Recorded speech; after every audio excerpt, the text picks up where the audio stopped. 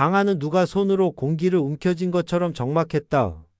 촛불은 작은 흔들림으로만 살아있음을 알렸고 그 불빛이 벽에 길게 그림자를 만들었다. 내 그림자, 지연의 그림자, 민수와 며느리의 그림자가 뒤엉켜 마룻바닥에 밀려 있었다. 나는 그 그림자를 한참 바라봤다. 살아있는 우리가 이렇게 비틀린 모양으로 엉켜 있다는 게 참 기묘했다.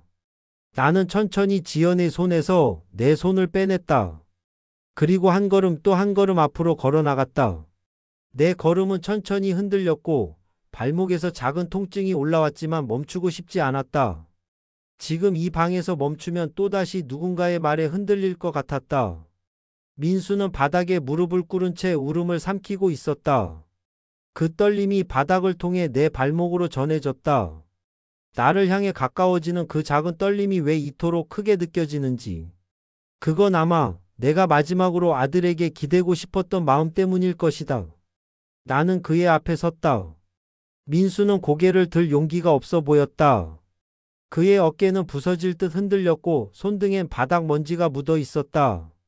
나는 민수의 머리 위에 아주 천천히 손을 올렸다. 그 순간 민수의 어깨에서 힘이 빠지듯 주저앉으며 울음이 터져 나왔다. 아버지 죄송해요. 죄송합니다. 아버지. 그의 목소리는 어린아이처럼 울퉁불퉁하고 갈라져 있었다. 나는 그 소리를 들으며 오래전 기억 하나가 떠올랐다. 민수가 3살이던 어느 겨울 넘어져 무릎이 까져 울던 그 아이를 내가 꼭 안아주고 등을 천천히 쓸어줬던 장면. 그때 울던 목소리와 지금의 울음이 이상하게 겹쳐졌다. 민수는 그때처럼 이 작은 방 안에서 떨리고 있었다. 나는 조용히 말했다. 민수야. 내 아버지는 살아 있었는데 너는 내 숨을 보지 못했다. 민수의 울음이 더 커졌다. 며느리는 한 걸음 뒤에 서 있었다. 손가락이 떨리고 있었고 눈가에는 이미 눈물이 맺혀 있었다. 평소의 예리한 표정은 완전히 사라지고 뜻을 잃은 사람처럼 보였다.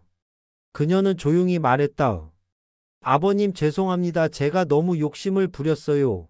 나는 며느리를 바라봤다. 그녀의 눈빛에는 뒤늦은 후회와 두려움이 뒤섞여 있었다. 나는 말하기 전에 숨을 길게 들이켰다. 폐 속으로 차가운 공기가 들어왔다가 천천히 빠져나가며 마음을 정리해줬다. 너희 2사람 모두 잘못한 건 사실이다. 하지만 인간이 잘못을 모를 때는 더 위험한 거다. 지금이라도 안 게 그나마 다행이다. 며느리의 눈에서 눈물이 조용히 흘러내렸다. 지연은 내 옆에서 손을 가만히 모으고 있었다. 그녀의 손가락이 아주 조금 떨렸는데 그 떨림은 무너진 관계를 다시 붙잡고 싶은 마음의 떨림처럼 보였다. 철호는 벽 쪽에 기대 선 채 우리를 바라보고 있었다.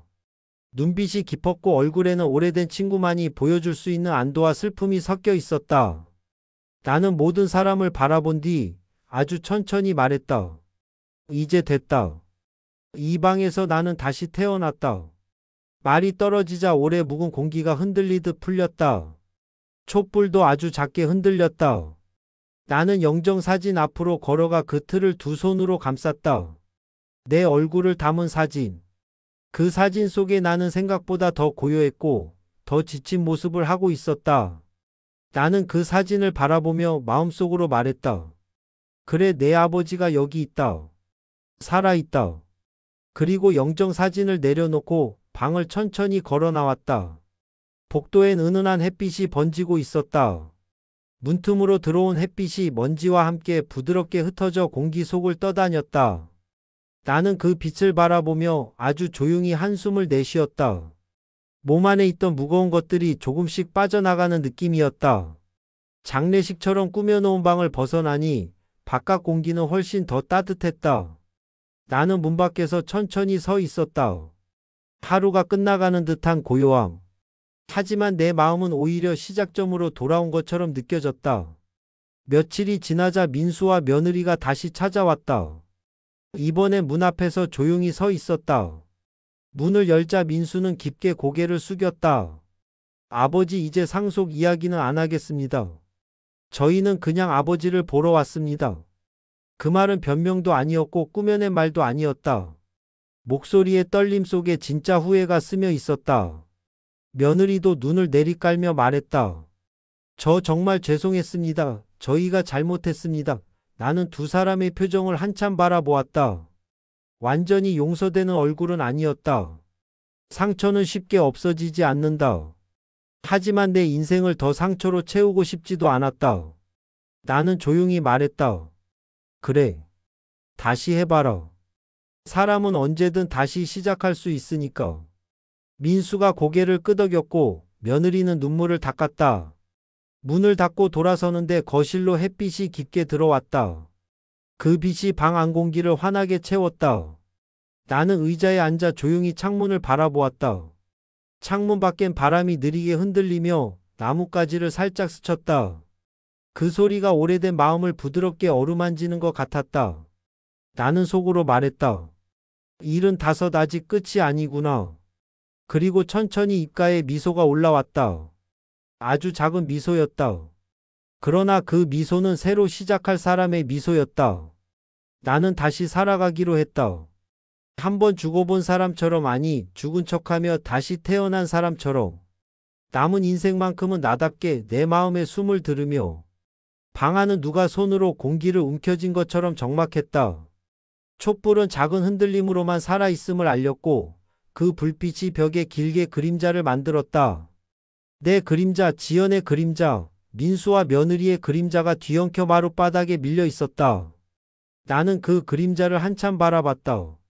살아있는 우리가 이렇게 비틀린 모양으로 엉켜 있다는 게 참 기묘했다. 나는 천천히 지연의 손에서 내 손을 빼냈다. 그리고 한 걸음 또 한 걸음 앞으로 걸어 나갔다. 내 걸음은 천천히 흔들렸고 발목에서 작은 통증이 올라왔지만 멈추고 싶지 않았다. 지금 이 방에서 멈추면 또다시 누군가의 말에 흔들릴 것 같았다. 민수는 바닥에 무릎을 꿇은 채 울음을 삼키고 있었다. 그 떨림이 바닥을 통해 내 발목으로 전해졌다. 나를 향해 가까워지는 그 작은 떨림이 왜 이토록 크게 느껴지는지. 그건 아마 내가 마지막으로 아들에게 기대고 싶었던 마음 때문일 것이다. 나는 그의 앞에 섰다. 민수는 고개를 들 용기가 없어 보였다. 그의 어깨는 부서질 듯 흔들렸고 손등엔 바닥 먼지가 묻어 있었다. 나는 민수의 머리 위에 아주 천천히 손을 올렸다. 그 순간 민수의 어깨에서 힘이 빠지듯 주저앉으며 울음이 터져 나왔다. 아버지, 죄송해요. 죄송합니다. 아버지. 그의 목소리는 어린아이처럼 울퉁불퉁하고 갈라져 있었다. 나는 그 소리를 들으며 오래전 기억 하나가 떠올랐다. 민수가 3살이던 어느 겨울 넘어져 무릎이 까져 울던 그 아이를 내가 꼭 안아주고 등을 천천히 쓸어줬던 장면. 그때 울던 목소리와 지금의 울음이 이상하게 겹쳐졌다. 민수는 그때처럼 이 작은 방 안에서 떨리고 있었다. 나는 조용히 말했다. 민수야. 내 아버지는 살아 있었는데 너는 내 숨을 보지 못했다. 민수의 울음이 더 커졌다. 며느리는 한 걸음 뒤에 서 있었다. 손가락이 떨리고 있었고 눈가에는 이미 눈물이 맺혀 있었다. 평소의 예리한 표정은 완전히 사라지고 뜻을 잃은 사람처럼 보였다. 그녀는 조용히 말했다. 아버님, 죄송합니다. 제가 너무 욕심을 부렸어요. 나는 며느리를 바라봤다. 그녀의 눈빛에는 뒤늦은 후회와 두려움이 뒤섞여 있었다. 나는 말하기 전에 숨을 길게 들이켰다. 폐 속으로 차가운 공기가 들어왔다가 천천히 빠져나가며 마음을 정리해줬다. 너희 두 사람 모두 잘못한 건 사실이다. 하지만 인간이 잘못을 모를 때는 더 위험한 거다. 지금이라도 안 게 그나마 다행이다. 며느리의 눈에서 눈물이 조용히 흘러내렸다. 지연은 내 옆에서 손을 가만히 모으고 있었다. 그녀의 손가락이 아주 조금 떨렸는데 그 떨림은 무너진 관계를 다시 붙잡고 싶은 마음의 떨림처럼 보였다. 철호는 벽 쪽에 기대 선 채 우리를 바라보고 있었다. 눈빛이 깊었고 얼굴에는 오래된 친구만이 보여줄 수 있는 안도와 슬픔이 섞여 있었다. 나는 모든 사람을 바라본 뒤 아주 천천히 말했다. 이제 됐다. 이 방에서 나는 다시 태어났다. 말이 떨어지자 오래 묵은 공기가 흔들리듯 풀렸다. 촛불도 아주 작게 흔들렸다. 나는 영정사진 앞으로 걸어가 그 틀을 두 손으로 감쌌다. 내 얼굴을 담은 사진. 그 사진 속에 나는 생각보다 더 고요했고 더 지친 모습을 하고 있었다. 나는 그 사진을 바라보며 마음속으로 말했다. 그래, 내 아버지가 여기 있다. 살아있다. 그리고 영정 사진을 내려놓고 방을 천천히 걸어 나왔다. 복도엔 은은한 햇빛이 번지고 있었다.